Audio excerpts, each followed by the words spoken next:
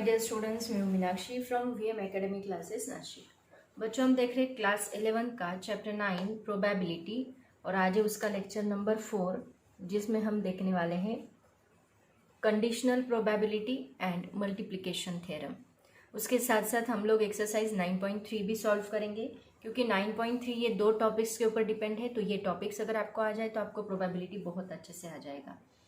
बहुत simple topic है, बस इसमें थियरी थोड़ी मैं एक्सप्लेन करती हूँ, उसका फॉर्मूला मैं आपको बताऊंगी, देन हम लोग प्रोबेबिलिटी की तरफ जाएंगे। तो स्टार्ट करते हैं। पहले कंडीशनल प्रोबेबिलिटी क्या होती है। तो बच्चों, सबसे पहले समझते कंडीशनल प्रोबेबिलिटी क्या है।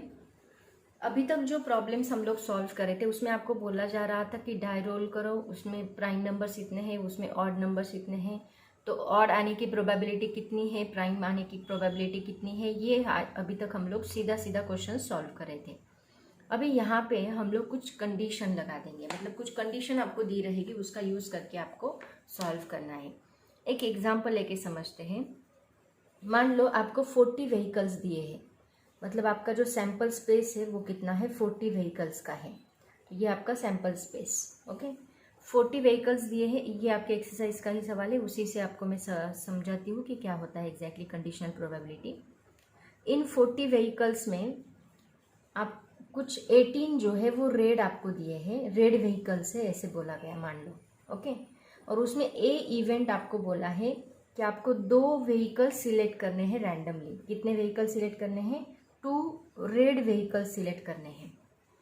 तो 2 रेड आने की प्रोबेबिलिटी कितनी होगी, ये हम कैसे निकालेंगे, सीधा सीधा सवाल है। आपको बोला गया इसमें 2 रेड आने चाहिए, तो 2 रेड सिलेक्ट करने की प्रोबेबिलिटी कितनी होगी, तो आप क्या करोगे, 18C2 सीधा सीधा सॉल्व करोगे, राइट ना, 18C2 लगा के। लेकिन आपको क्या बोला गया कि ये 2 रेड व्हीकल है, लेकिन इसमें जो 18 है, इस 18 में 6 जो है वो ट्रक है, ऐसी कंडीशन लगा दी। मतलब आपको बी कंडीशन क्या लगा दी, बी इवेंट। सबसे पहले तो आपको क्या सिलेक्ट करना होगा कि इसमें जो 6 क्या है, ट्रक्स है। इन 18 में 6 ट्रक्स है और वो 6 ट्रक्स में 2 जो है वो क्या है, रेड है। यहाँ पे 1 ही लेते हैं, 1 रेड सिलेक्ट करते हैं हम लोग। 6 ट्रक्स है, उसमें 2 रेड, ये कंडीशन उन्होंने लगा दी। और आपको पूछ रहे हैं कि वो जो रेड आप सिलेक्ट कर रहे हो, वो रेड सिलेक्ट करने में ट्रक आने के चांसेस कितने हैं, प्रोबेबिलिटी ऑफ ट्रक। मतलब एक तो पहली कंडीशन उन्होंने बताई कि वो रेड होनी चाहिए और उसमें ट्रक आने के चांसेस कितने हैं, ऐसी आपको कंडीशन लगा दी। अभी ये अगर सीधा सीधा सवाल होता तो हम क्या करते, डायरेक्टली 18C1 निकालते, रेड आने के चांसेस कितने, उसमें 18 रेड है तो हम 18C1 निकालते, उसको नंबर ऑफ सैंपल स्पेस से डिवाइड करते, आपको प्रोबेबिलिटी मिल जाती। लेकिन अभी इन्होंने कंडीशन क्या लगा दी कि उसमें 6 ट्रक्स है 18 में और वो 6 ट्रक्स में 2 रेड है, तो उसमें से वो 6 ट्रक्स में से 1 रेड आने की प्रोबेबिलिटी कितनी है, ये कंडीशन हमें उन्होंने लगा दी अभी, ठीक है। तो ये सॉल्व हम कैसे करेंगे, आपको पूछा क्या जा रहा है कि what is the probability that it is truck, ऐसे आपको पूछा जा रहा है। तो हम इसको कैसे सॉल्व करेंगे, कंडीशन जो है वो हम ऐसे लिखेंगे, बी हमारी कंडीशन है कि वो ट्रक आने के चांसेस कितने हैं, डिवाइड बाय ए। मतलब ए के लिए हमने कंडीशन क्या लगाई है, बी। इस ए के लिए हमने कंडीशन क्या लगाई है, बी। तो हम इसको बी को पहले लिखेंगे, उसके बाद ए को लिखेंगे, मतलब बी कंडीशनल ए। और इसका फॉर्मूला क्या है, that is equal to probability of A intersection B, ऐसे हम लोग इसको निकालेंगे, divide by probability of B. आया समझ में। मतलब यहाँ पे कंडीशन कौन सी है हमारी, बी ये कंडीशन है। उस बी कंडीशन में किसके रिस्पेक्ट में, किसके ऑकरेंस में ले रहे हैं हम लोग, ए के ऑकरेंस में ले रहे हैं। A that is equal to probability of A intersection B divide by probability of B. Sorry, यहाँ प्रोबेबिलिटी ऑफ ए होना चाहिए, ठीक है। ऐसे हम लोग इसको सॉल्व करेंगे। अब यहाँ पे हो गया, अगर ये डिवाइड बाय, ये कैसे याद रखो, यहाँ डिवाइड बाय ए है तो यहाँ पे भी ये ए आएगा।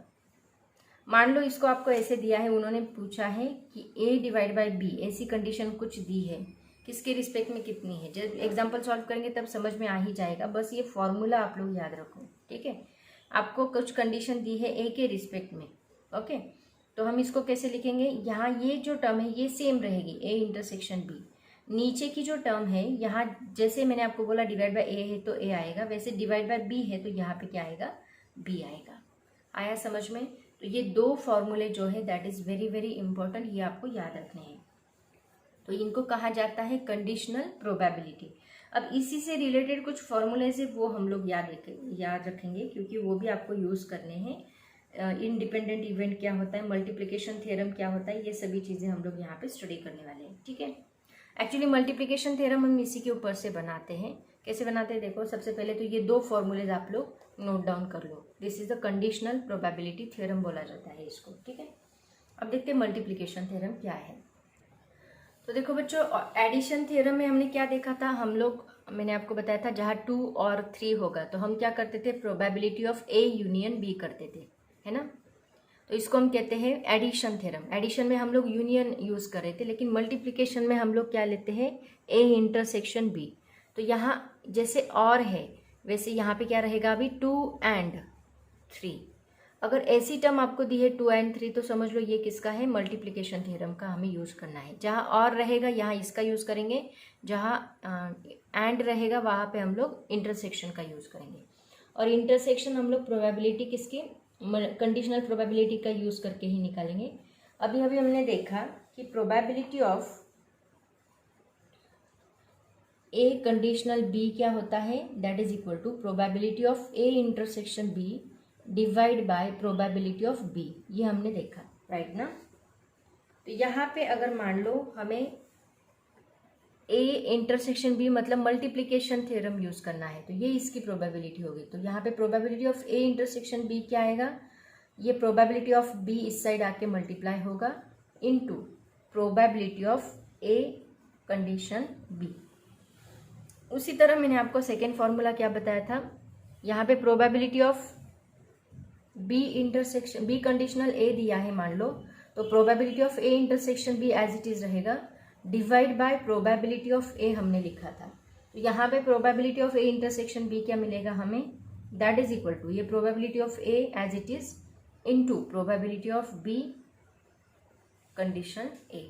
मतलब यहाँ पे देखो probability of A intersection B का फॉर्मूला ये भी आ सकता है एंड ये भी आ सकता है, दोनों में डिफरेंस बस यहाँ प्रोबेबिलिटी ऑफ बी है, यहाँ probability of A condition B, B condition A. Okay, तो ऐसे हम लोग इसको सॉल्व करेंगे। तो ये दो फॉर्मूलेज यहाँ पे याद रखो, 1 and 2, इनको कहा जाता है मल्टीप्लिकेशन थ्योरम। ओके, उसके बाद हम देखते हैं इंडिपेंडेंट इवेंट्स क्या होते हैं। नेक्स्ट देखो बच्चों, ये भी बहुत इंपॉर्टेंट है, इंडिपेंडेंट इवेंट्स क्या होते हैं। इंडिपेंडेंट मतलब यहाँ पे जैसे अभी मैंने आपको बताया था कि ए जो है वो रेड व्हीकल है, बी जो है वो ट्रक है। तो ट्रक में कितने कंडीशन दे के रखी है, 2 व्हीकल्स रेड है, 2 ट्रक रेड है। तो चांसेस कितने हैं कि इसमें से एक जो रेड रहेगा वो ट्रक रहेगा, ये हमने कंडीशनल प्रोबेबिलिटी लगा दी। बट यहाँ पे मान लो आपको सेपरेट सेपरेट दिया है कि ए रेड है तो रेड आने की प्रोबेबिलिटी कितनी है निकालो, बी ट्रक है तो ट्रक आने की प्रोबेबिलिटी कितनी है निकालो। सो ऐसे इवेंट आपको सेपरेट सेपरेट दिया। अभी इन दोनों का एक दूसरे के साथ कोई भी कनेक्शन नहीं है, दोनों भी सेपरेट है, दोनों भी इंडिपेंडेंट है। तो इस केस में हम लोग प्रोबेबिलिटी कैसे सॉल्व करते हैं, तो इसमें इस केस में क्या आएगा देखो, इसमें कंडीशन जो हमने लगाई थी, मान लो B of A intersection A conditional B is equal to B of A conditional B complement. अब यहाँ पे कॉम्प्लीमेंट हमें लेना पड़ेगा क्योंकि ये दोनों इंडिपेंडेंट हैं, कोई भी एक दूसरे के ऊपर डिपेंड नहीं है। तो इनकी जो प्रोबेबिलिटी हमें मिलेगी वो क्या मिलेगी, that is equal to probability of A. Similarly B of probability of B conditional A is equal to probability of B conditional A complement is equal to probability of B मिलेगी। तो ये हमें मिलेगा इंडिपेंडेंट इवेंट। अब इसके ये formula important नहीं, important formula कौन सा है हमारे लिए, probability of A intersection B मतलब मल्टीप्लिकेशन थ्योरम। इसमें हमें क्या प्रोबेबिलिटी मिली थी, that is equal to probability of A into probability of A conditional B, ऐसे हमने लिखा था। बट यहाँ probability of A conditional B की जगह पे हम लोग क्या लिखेंगे, दैट इज इक्वल टू, एक मिनट, यहाँ पे ये बी कंडीशनल ए होना चाहिए, तो इसकी जगह पे हम क्या लिखेंगे, that is equal to probability of B लिखेंगे। इसका मतलब probability of A intersection B is equal to क्या होता है, सॉरी यहाँ पे नहीं, यहाँ पे ये ऑलरेडी प्रोबेबिलिटी ऑफ ए है और इसकी जगह पे हम क्या लिखेंगे, प्रोबेबिलिटी ऑफ बी लिखेंगे। ठीक है, मतलब यहाँ पे फॉर्मूला हमें क्या मिलेगा, देखो ये सब रहने दो, फॉर्मूला बस आपको ये याद रखना है। Probability of A intersection B क्या होता है, that is equal to probability of A into probability of B, ये होता है। इसको कहा जाता है इंडिपेंडेंट। जब आपको बोला जाएगा दोनों इवेंट इंडिपेंडेंट है तो आप क्या यूज करोगे, ये फॉर्मूला यूज करोगे, probability of A into probability of B.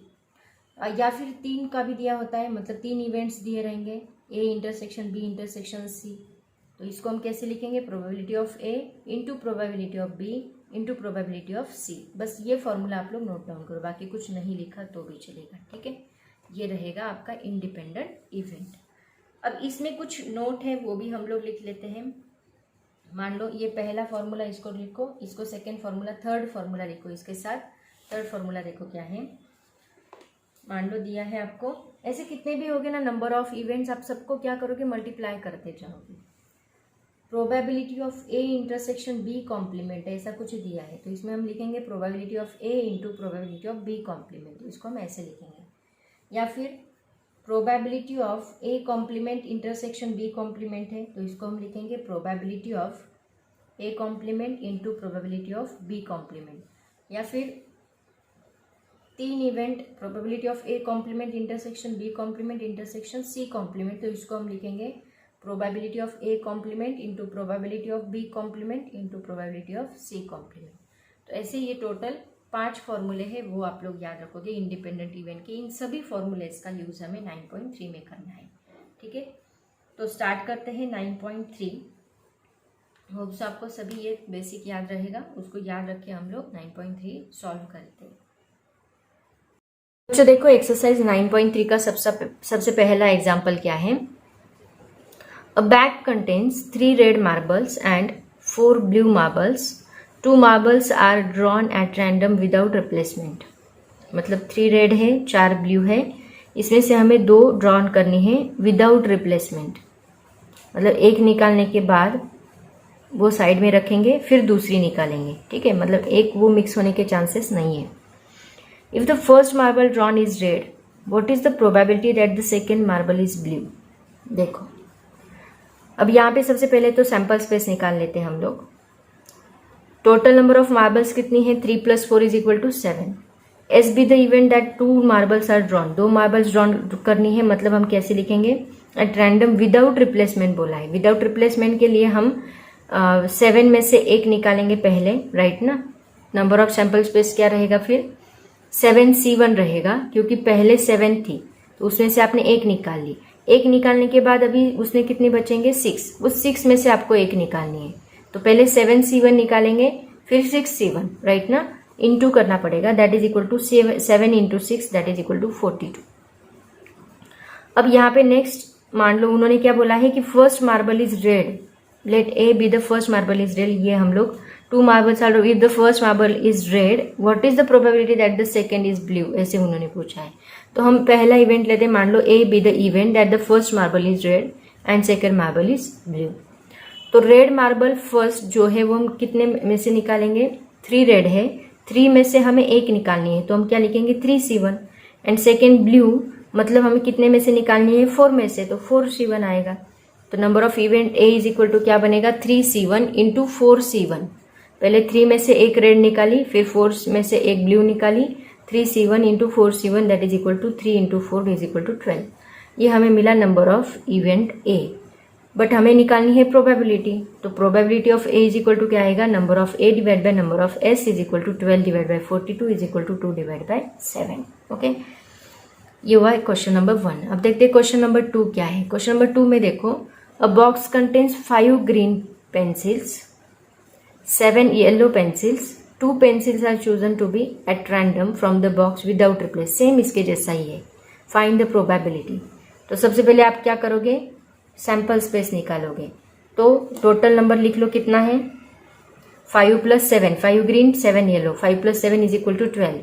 तो यहाँ total pencils number of sample space क्या मिलेगा, 12C1 × 11C1 that is equal to 12 × 11। पहले टोटल 12 है, टोटल में 12 में से 1 निकाली, फिर 11 बचेंगे, फिर 11 में से एक निकालनी है। सेम उसी तरह सॉल्व करना है, 12 इंटू 11। अब हम लोग ए इवेंट लेंगे जो both the pencils are yellow है, ठीक है। उन्होंने क्या बोला है, इवेंट दिया है कि दोनों येलो, तो both the pencils are yellow, दोनों भी क्या होनी चाहिए, येलो होनी चाहिए। तो येलो हमारे पास कितनी है, 7, तो 7C1 पहले हम निकालेंगे, फिर 7 में से एक गई तो एक ही 6 बचेंगे, तो 6C1, तो 7C1 इंटू 6C1, ये क्या रहेगा आपका नंबर ऑफ ए, ठीक है। तो पहले वो लिख लेते हैं। तो देखो 2 yellow pencils can be chosen from 7 yellow pencils, okay, without replacement बोला है ना, ये इंपॉर्टेंट है, विदाउट रिप्लेसमेंट है। 7C1 into 6C1। अब यहाँ पे अगर विथ रिप्लेसमेंट होता ना तो हम लोग 7C2 डायरेक्टली लेते हैं ना, तो यहाँ पे कोई ज़रूरत नहीं थी, लेकिन यहाँ विदाउट रिप्लेसमेंट उन्होंने बोला है, इसलिए हमने 7C1 इंटू 6C1 लिया। तो नंबर ऑफ ए क्या रहेगा यहाँ पे, 7C1 into 6C1 is equal to 7 into 6। So 7 into 6 divide by probability निकालेंगे तो ये n of A divide by N of S is equal to 7 into 6 divide by 12 into 11, तो 7 डिवाइड बाय 22 आएगा, ठीक है। अब देखते हैं थर्ड वाला जो है वो आपका कंडीशनल प्रोबेबिलिटी पे डिपेंड करता है। कैसे, देखो यहाँ पे मैंने जो एग्जांपल लिया था वही एग्जांपल बताया। In a sample of 40 vehicles 18 are red, 6 are trucks, of which 2 are red. 6 trucks है, इसमें 2 रेड है, टोटल कितने रेड है, 18। वापिस उसमें 6 जो है वो ट्रक है और 6 में 2 जो है वो रेड है। तो suppose that a randomly selected vehicle is red, एक व्हीकल हमें सिलेक्ट करना है, मान लो रैंडमली सिलेक्टेड व्हीकल जो है वो रेड है, तो what is the probability that it is truck, ये कंडीशन उन्होंने लगा के रखी है। तो देखो सबसे पहले तो हम लोग NS निकालेंगे, NS इज इक्वल टू, मतलब यहाँ पे हमें कंडीशन क्या निकालनी है, बी कंडीशनल ए निकालना है आपको, मतलब ट्रक के लिए हम लोग बी इवेंट ले रहे हैं, इवेंट ऑलरेडी ऑकर्ड हमने रेड लिया है, तो ए के लिए हम रेड लेंगे, बी के लिए ट्रक लेंगे। तो उन्होंने पूछा है ट्रक आने के चांसेस कितने, तो बी कंडीशनल ए हम लोग लेने वाले। कैसे, देखो 1 vehicle is selected from 40 vehicles, मतलब 40C1 रहेगा, that is equal to 40। A B the event that vehicle selected is red, पहले उन्होंने बोला है कि सिलेक्टेड व्हीकल इज रेड, तो हमने उसके लिए ए इवेंट लिया, तो उसमें कितने टोटल रेड है, 18, तो 18C1 आएगा, राइट ना। सो नंबर ऑफ ए क्या रहेगा, 18C1, that is equal to 18। इसकी प्रोबेबिलिटी निकाल लो, number of A divide by number of S is equal to 18 divide by 40 is equal to 9 divide by 20। अब कंडीशन जो लगाई वो लिखो, उसके लिए बी इवेंट ले लो, B B the event that vehicle selected is truck, तो टोटल ट्रक्स कितनी है उसमें, 6, तो इसका निकाल लो, number of B is equal to 6C1 is equal to 6। तो 2 ट्रक्स रेड है, 2 उसमें रेड है, तो हम इसको कैसे लिखेंगे, ए इंटरसेक्शन बी करेंगे इसका, है ना। ये कितने हैं, 18, दोनों में कॉमन हमें निकालना पड़ेगा कि 2 रेड है तो वो कॉमन रहेगी, तो इसमें कॉमन कितनी है, 2 ट्रक्स कॉमन है, तो हम लिखेंगे कैसे, ए इंटरसेक्शन बी, यहाँ पे कितना रहेगा, 2C1 रहेगा, दैट इज इक्वल टू 2। तो उसको हम कैसे लिखेंगे, probability of A intersection B, number of A intersection B, यहाँ पे जो कॉमन रहेगा वो ट्रक में कितनी रेड से वही यहाँ पे कॉमन रहेगा। 6 टोटल ट्रक्स है, लेकिन उसमें रेड कितनी है, 2, तो 18 में से जो 2 है वो क्या है, ट्रक है, वही हम लोग कॉमन लिखेंगे यहाँ पे 2। तो A intersection B is equal to क्या रहेगा, A intersection B divide by N of S is equal to 2 divide by 40 is equal to 1/20। अब हमें निकालनी है probability of B conditional A, तो उसको कैसे लिखेंगे, फॉर्मूला यूज करो, B conditional A is equal to probability of A intersection B divide by probability of A. इसकी वैल्यू हमारे पास है 1/20 डिवाइड बाय 9/20, 20 कैंसिल, बचेगा 1/9। समझ में आया। अब देखते हैं क्वेश्चन नंबर 4। क्वेश्चन नंबर 4 भी कुछ उसके जैसा ही है, मतलब थोड़ा चेंज है, लेकिन आपको प्रोबेबिलिटी वही कंडीशनल प्रोबेबिलिटी नहीं, सॉरी, यहाँ पे कंडीशनल प्रोबेबिलिटी यूज नहीं करनी है, सीधा सीधा सॉल्व करना है। सो 4th नंबर देखो, from a pack of well defined well shuffled cards 2 cards are drawn at random. अभी एक पैक कितने का होता है कार्ड्स का, 52 का, तो हमें इसमें से कितने कार्ड्स ड्रॉन करने हैं, 2 कार्ड्स ड्रॉन करने हैं at random. Find the probability that both the cards are diamonds when first card drawn is kept aside, second first card drawn is replaced in the pack। मतलब देखो ये पहला जो दिया है ये विदाउट रिप्लेसमेंट है और दूसरा जो है वो विथ रिप्लेसमेंट का बोला है उन्होंने। सिंपल एग्जांपल है। अब सबसे पहले सैंपल स्पेस निकाल लेते हैं। 2 कार्ड्स ड्रॉन करने हैं, मतलब 52 के कार्ड्स में से। तो पहले 52 C1 इंटू बच्चा कितना अभी 51, तो 51 C1 आएगा। तो नंबर ऑफ सैंपल स्पेस क्या रहेगा 52 C1 into 51 C1 is equal to 52 into 51। अब यहाँ पे पहला A B the card event that both the cards are diamond. पहले उन्होंने क्या बोला है both the cards are diamond. तो ए इवेंट हमने लिया जिसमें बोथ द कार्ड्स क्या है डायमंड है। तो डायमंड कितने होते हैं 52 के कार्ड्स में 13 जो है वो डायमंड होते हैं। तो 13 C1 आएगा, राइट ना। First card drawn is kept aside. First diamond card can be drawn in 13 C1 ways seen. इसमें बोला है first card drawn is kept aside. Okay, अब देखो आगे कैसे सॉल्व करेंगे। अब यहाँ पे आपने जो एक कार्ड निकाला उसको साइड में रख दिया। साइड में रखने के बाद क्या होगा, पहले आपने 13 C1 निकाले थे, मतलब 13 में से एक निकाला था। अब कितने रहेंगे आपके पास 12 ही रहेंगे। एक तो आपने साइड में रख दिया निकाल के, तो अभी आपके पास 12 रहेंगे। उस 12 में से आपको एक निकालना है, तो हम इसको 12 C1 करेंगे। तो C1 है, इसका मतलब यहाँ पे बस 13 आएगा। कॉम्बिनेशन का फॉर्मूला यूज करने की जरूरत नहीं है और यहाँ पे बस 12 रहेगा। C1 मतलब कॉम्बिनेशन, तो कॉम्बिनेशन में अगर 1 रहा तो हम डायरेक्टली उसको लिखते हैं, राइट ना।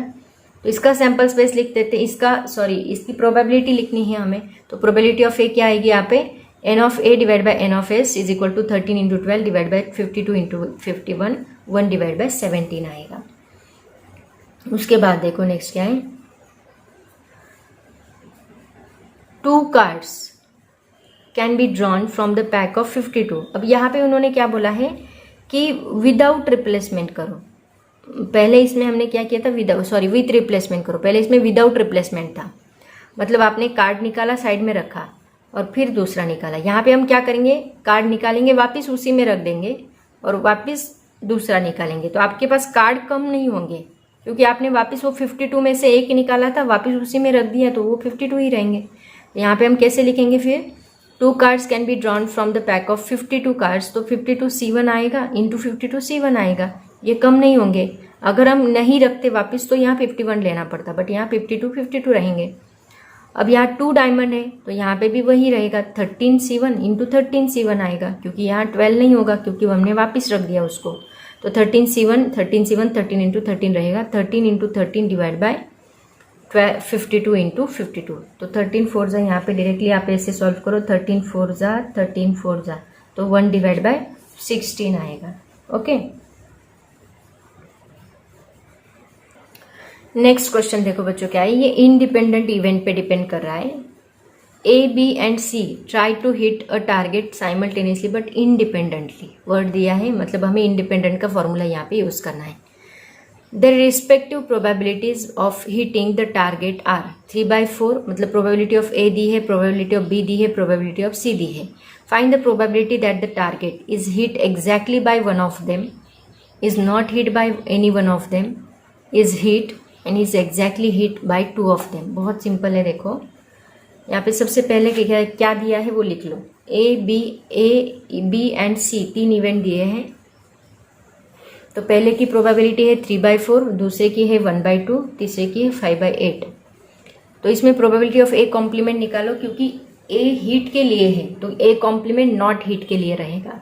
ठीक है, अगर एक मतलब आपने उतनी बार हिट किया है तो ए कॉम्प्लीमेंट मतलब नहीं किया है, ऐसे उसका मीनिंग है। तो ए कॉम्प्लीमेंट हम कैसे निकालेंगे, 1 minus probability of A.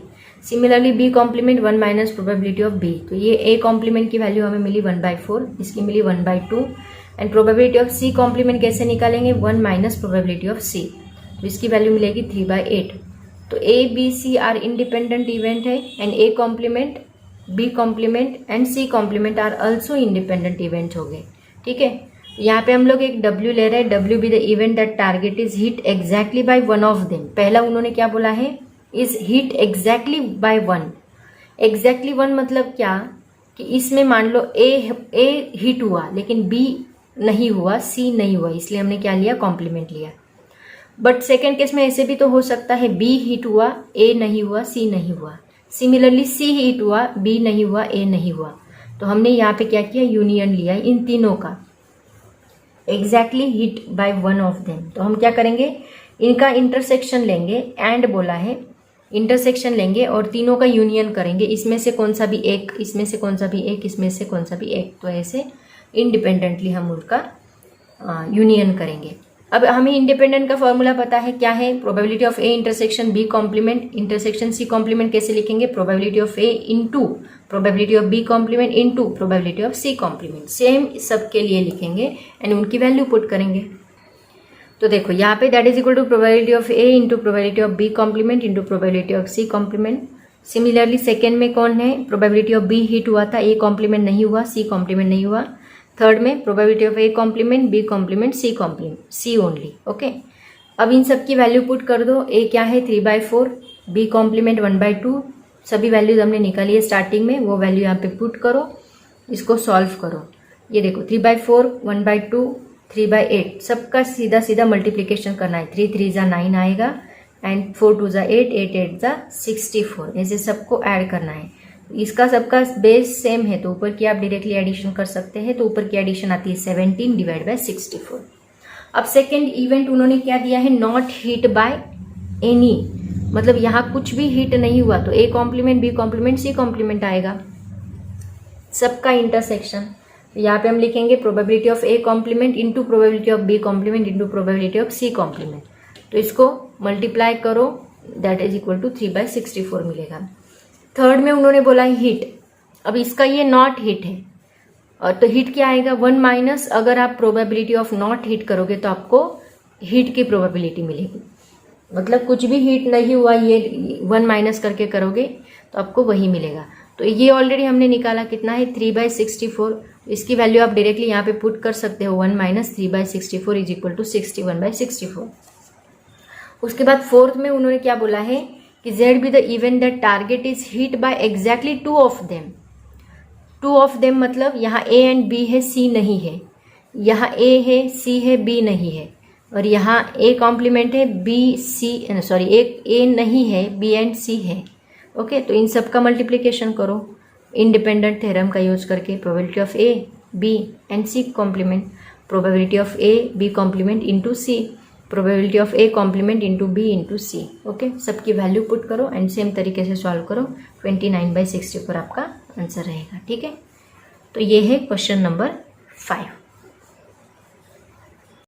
Question number 6 देखो क्या है बच्चों, the probability that a student X solves a problem in dynamics is 2/5 and the probability that student Y solves the same problem is 1/4। What is the probability that the problem is not solved, the problem is solved, the problem is solved exactly by one of them। मतलब एक student है जो dynamics का problem solve कर रहा है, उसकी probability solve करने की प्रोबेबिलिटी कितनी है 2/5 है, और दूसरा वाई स्टूडेंट है वही सेम प्रॉब्लम सॉल्व कर रहा है, उसकी प्रोबेबिलिटी 1/4 है। यहाँ पे पूछा है कि प्रोबेबिलिटी कितनी है कि वो सॉल्व नहीं होगा या फिर सॉल्व होगा या फिर एग्जैक्टली बाय 1 एक उसमें से एक सॉल्व कर सकेगा, तो इसकी प्रोबेबिलिटी कितनी है। तो सबसे पहले तो इवेंट मान लो ए और दूसरा इवेंट मान लो बी। ए हम लोग एक्स के लिए मानेंगे, बी हम लोग वाई के लिए मानेंगे। तो प्रोबेबिलिटी ऑफ ए ऑलरेडी दी है 2/5, प्रोबेबिलिटी बी दी है 1/4। तो प्रोबेबिलिटी ऑफ ए कॉम्प्लीमेंट हमें क्या मिलेगा, मतलब नॉट सॉल्व की, ये सॉल्व की है तो ये नॉट सॉल्व की रहेगी। नॉट सॉल्व हम कैसे निकालेंगे, 1 माइनस दैट प्रोबेबिलिटी, तो ये हमें मिलेगी 3/5। Similarly probability of B complement क्या मिलेगा, मतलब जो नॉट सॉल्व बी के लिए है वो बी कॉम्प्लीमेंट लेंगे, वही वैसे ही सॉल्व करेंगे, 1 minus 1/4 that is equal to 3/4। अब यहाँ पे उन्होंने पूछा है कि एक ऑलरेडी दूसरा इवेंट हम लोग लेंगे सी, जिसमें हम देखेंगे कि प्रॉब्लम सॉल्व ही नहीं हुआ। सॉल्व नहीं हुआ मतलब क्या, A complement intersection B complement आएगा। दोनों ने सॉल्व नहीं किया मतलब दोनों का इंटरसेक्शन हमें लेना पड़ेगा कॉम्प्लीमेंट। तो probability of C is equal to क्या मिलेगा, A complement intersection B complement. इसी को हम लोग ऐसे भी लिखते हैं, probability of A complement, independent event हो गया ना, A and B are independent event है, तो इसमें इंडिपेंडेंट इवेंट को हम लोग क्या करते हैं, ऐसे सेपरेट मल्टीप्लीकेशन करते हैं। तो दोनों का सेपरेट मल्टीप्लीकेशन है कितना, 9/20। अब यहाँ पे सेकेंड उन्होंने पूछा है कि प्रॉब्लम सॉल्व करने की प्रोबेबिलिटी कितनी है, तो ये नॉट सॉल्व की है, ये सॉल्व की है, तो इसको अगर हम माइनस करते हैं, 1 माइनस करते हैं तो हमें सॉल्व की मिलेगी। तो मान लो x हमने लिया प्रोबेबिलिटी ऑफ सॉल्व कॉम्प्लीमेंट,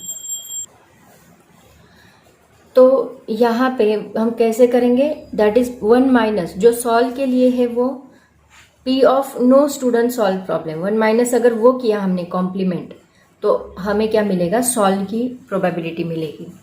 हमेशा जो ऑपोजिट होती है निकालने के लिए बोला होता है तो उसको डायरेक्टली 1 माइनस कर दो तो आपको उसकी अपोजिट वैल्यू मिल जाएगी। तो इसको भी हम वैसे ही सॉल्व करेंगे। इसका आंसर ऑलरेडी हमने निकाला 9/20, उसको माइनस करो तो हमें मिलेगा 11/20। सिमिलरली थर्ड उन्होंने क्या बोला है कि एटलीस्ट 1, दोनों में से एक, तो इसमें एक ए कॉम्प्लीमेंट रहेगा, दूसरा बी रहेगा, दोनों का यूनियन करेंगे और जो पहले कॉम्प्लीमेंट था वो अभी नहीं, एग्जैक्टली 1 बोला है ना, अभी कौन सा वो नहीं बोला है उन्होंने, तो दोनों में से एक कोई भी हो सकता है, ए भी हो सकता है, बी भी हो सकता है, इसलिए ये दोनों का हमें लेना पड़ा यहाँ पे, A complement intersection B union A intersection B complement. तो probability of A complement into probability of B करेंगे इसके लिए probability of A into probability of B complement. दोनों की वैल्यूज पुट करो, 3/5 इंटू 1/4 प्लस 2/5 इंटू 3/4, दोनों का मल्टीप्लीकेशन किया तो आपको आंसर मिलेगा 9/20। तो ये था हमारा क्वेश्चन नंबर 6। अब देखते हैं क्वेश्चन नंबर 7 क्या है। सभी न्यूमेरिकल सेम ऐसे ही है। क्वेश्चन नंबर 7 क्या है, देखो, ए speaks truth in 80% of the cases and B speaks truth in 60% of the cases. Find the probability that they contradict each other in narrating an incident. देखो यहाँ पे 2 पर्सन्स दिए हैं और दोनों का ट्रूथ वैल्यू दिया है, दोनों में से ट्रूथ कौन कितना परसेंट बोल रहा है वो हमें बोला है। तो मान लो सबसे पहले हमने ए लिया, A speaks truth, A and B दिया है ना, तो उसके लिए हम इवेंट ए मानेंगे, वो कितना 80% ट्रूथ बोल रहा है, मतलब उसकी प्रोबेबिलिटी हमें कितनी दी है 80%। 80% हम कैसे लिखेंगे, 80/100, so that is equal to 4/5। Second B that is 60/100, that is equal to 3/5। So probability of A complement क्या आएगा, मतलब ये ट्रूथ है तो इसका अपोजिट जो है वो ए कॉम्प्लीमेंट रहेगा। तो ये ए बार लिखा है यहाँ पे, ए बार का ही मतलब ए कॉम्प्लीमेंट होता है। So that is equal to 1 minus 4/5 is equal to कितना आएगा, 1/5 आएगा। Probability of B complement that is equal to 1 minus 3/5 is equal to 2/5। Okay, अभी इन्होंने क्या निकालने के लिए बोला है, they contradict each other in narrating an incident. मतलब हमें क्या निकालना है, देखो, मतलब हमें निकालना है कि A speak truth and B lies, plus A lies and B speak the truth. मतलब पहले हमने ए कॉम्प्लीमेंट लिया, मान लो ए एंड बी कॉम्प्लीमेंट लिया, और दूसरा ए कॉम्प्लीमेंट एंड बी लिया, राइट ना। इसमें ये ट्रूथ है, मतलब ये सही बोल रहा है लेकिन ये गलत बोल रहा है, लेकिन इसमें सेकेंड में हम उल्टा भी हो सकता है, ए गलत बोल रहा है और बी सही बोल रहा है, तो दोनों के लिए हम लोग ये वैल्यू लेंगे। तो इसमें ए इंटरसेक्शन बी कॉम्प्लीमेंट आएगा और इसमें ए कॉम्प्लीमेंट इंटरसेक्शन बी आएगा, राइट। सो दोनों में इंडिपेंडेंट थ्योरम अप्लाई करो, वैल्यूज पुट करो एंड सॉल्व करो, सेम उसी तरह करना है।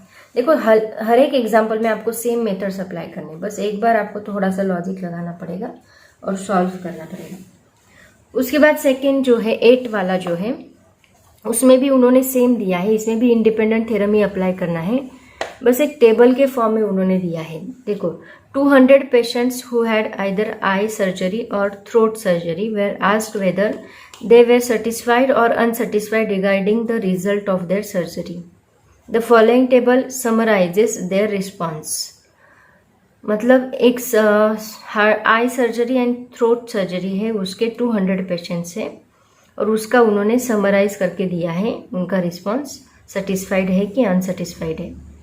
तो देखो सबसे पहले सर्जरी कौन सी है, थ्रोट, तो इसमें सेटिस्फाइड कितने हैं, 70 है, अनसेटिस्फाइड 25, आई 90 और ये 15, टोटल ये 160 हो गए सेटिस्फाइड, अनसेटिस्फाइड 40 हो गए, ये unsatisfied and satisfied total throat के लिए 95 और आई के लिए 105, ऐसे टोटल कितने पेशेंट्स है, 200 पेशेंट्स है। अब इनकी हमें प्रोबेबिलिटी निकालने के लिए बोला है। सबसे पहले that the person was satisfied given that the person had throat surgery।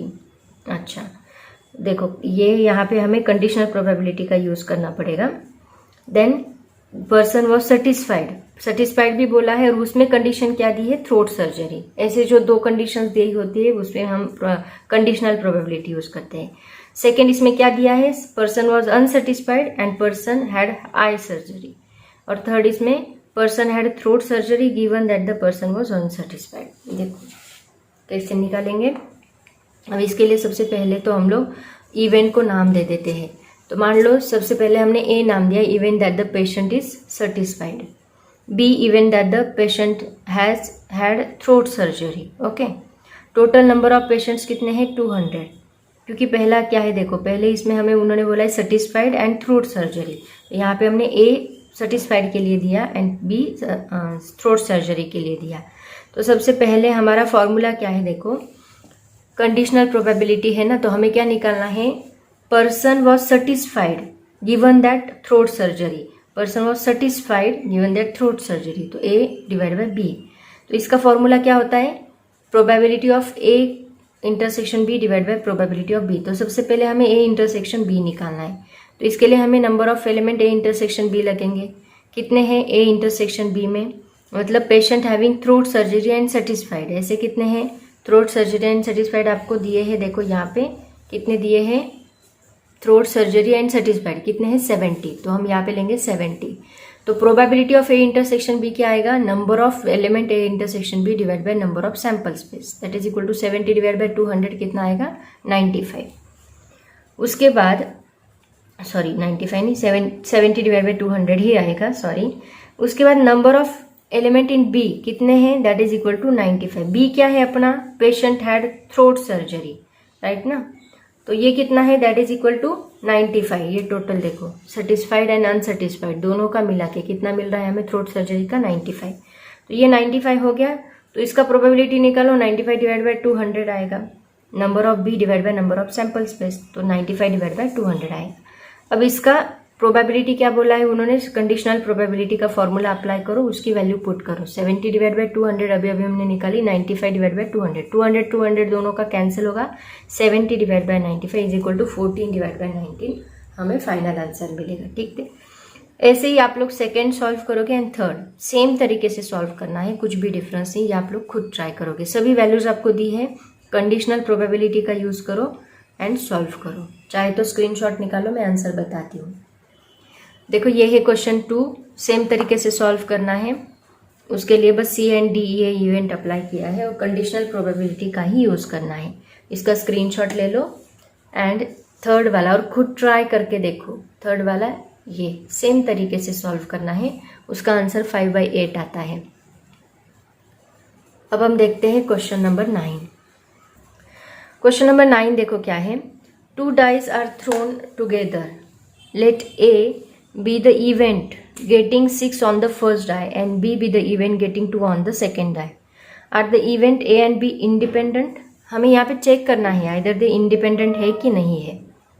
तो इंडिपेंडेंट है कि नहीं है उसके लिए हमें क्या करना होगा, probability of A intersection B is equal to, अगर probability of A into B आता है, अगर ये एंड ये प्रोबेबिलिटी, क्योंकि probability of A independent event को हम कैसे लिखते हैं, ए इंटरसेक्शन बी को हम probability of A into probability of B लिखते हैं। अगर ये दोनों वैल्यूज सेम आती है तो हम बोलेंगे ये इंडिपेंडेंट इवेंट है। तो कोई प्रॉब्लम नहीं, चेक कर लेते हैं। इंडिपेंडेंट है वैसे आपको यहाँ पे समझ में आ ही गया होगा। तो देखो सबसे पहले तो सैंपल स्पेस लिखो, 2 डाइस को हम लोग थ्रो कर रहे हैं, इसका मतलब यहाँ पे क्या प्रोबेबिलिटी मिल सकती है, क्या पॉसिबिलिटीज़ है, 1-1 आ सकता है, 1-2 आ सकता है, जैसे हमने ऑलरेडी बहुत बार किया है। तो यहाँ पे सैंपल स्पेस तो हमारा 36 का मिलेगा। ठीक है, अब यहाँ पे उन्होंने getting 6 on the first die बोला है, मतलब हम ए इवेंट लेंगे जहाँ पे 6 ऑन द फर्स्ट डाई रहेगा। तो 6 ऑन द फर्स्ट डाई मतलब 6-1, 6-2, 6-3, 6-4, 6-5, 6-6 प्रोबेबिलिटी मिल सकती है। तो number of A is equal to क्या है, 6। तो प्रोबेबिलिटी ऑफ ए क्या रहेगा, number of A divide by number of S, 6 divide by 36 is equal to 1/6। B event 2 on the second die बोला है, तो 1-2 रहेगा, 2-2 रहेगा, 3-2, 4-2, 5-2, 6-2 हो सकता है। नंबर ऑफ बी कितने मिलेंगे, that is equal to 6। Probability of B कितनी मिलेगी, number of B divide by number of S is equal to 6 divide by 36 is equal to 1/6। A intersection B दोनों में कॉमन देखो कौन है, बस एक ही कॉमन है, कौन, 6 and 2, ये कॉमन है। ओके, तो यहाँ पे 6 and 2 आएगा, 1 ही एलिमेंट है, तो 1 डिवाइड बाई 36 हमें मिलेगा। तो हमें चेक क्या करना है, probability of A intersection B is equal to क्या आ रहा है, number of A intersection B divide by number of S is equal to 1/36। Similarly probability of A हमें क्या मिली, 1/6, प्रोबेबिलिटी बी क्या मिली, 1/6, दोनों को मल्टीप्लाई किया, दैट इज इक्वल टू 1/36। तो 1 and 2 से हम कंक्लूड कर सकते हैं probability of A intersection B is equal to probability of A into probability of B, that means we can conclude that A and B are independent events. Okay, so this is the question number 9। तो बच्चों आज हम यहीं पे रुकते हैं। Exercise 9.3 के total 9 questions हमने सॉल्व किए हैं। अब जो आगे के क्वेश्चंस हैं वो उसका मैं नेक्स्ट वीडियो बना के, टोटल 18 क्वेश्चन है इस एक्सरसाइज में, तो उसके लिए मैं सेपरेट वीडियो बना के अपलोड करूँगी।